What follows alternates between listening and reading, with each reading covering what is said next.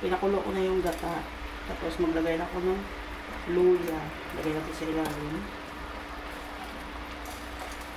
Sibuyas.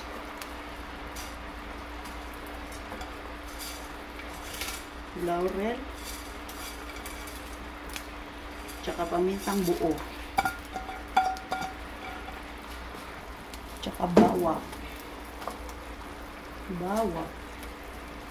Tsaka natin ilagay ang ating isda. Guys. Lagyan natin ng isda. Tapos pakuluan na natin yan.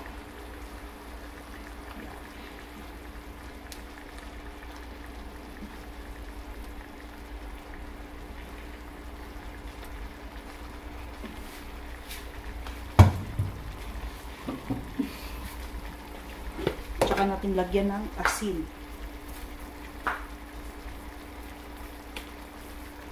Siyempre, itong siling green.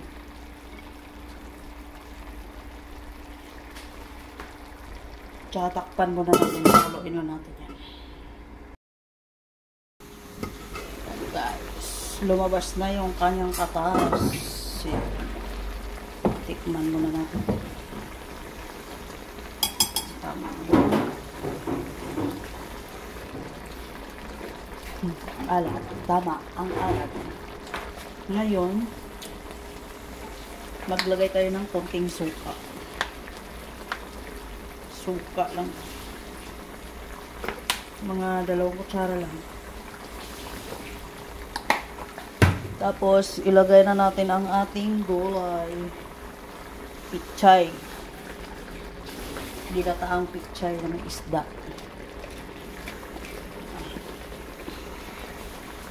Isapin lang yan siya guys. Para,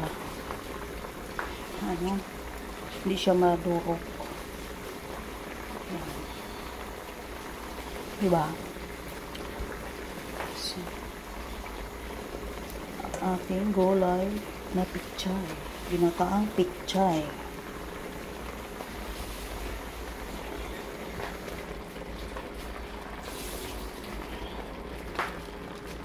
Maraming gulay.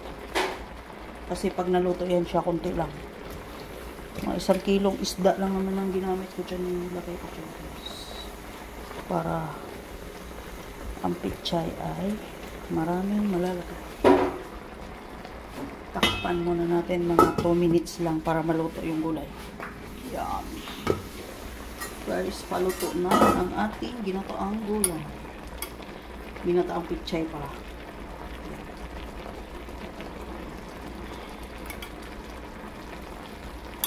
Luto na yan. Nagmamantika na rin yung gata. Ang nilagay kong gata dyan ay 2 nyug. Purong gata. Wala yung pangalawa. Purong gata nilagay ko na. Dinirekto ko na. Yan. Tapos na ang ating ginataang gulay.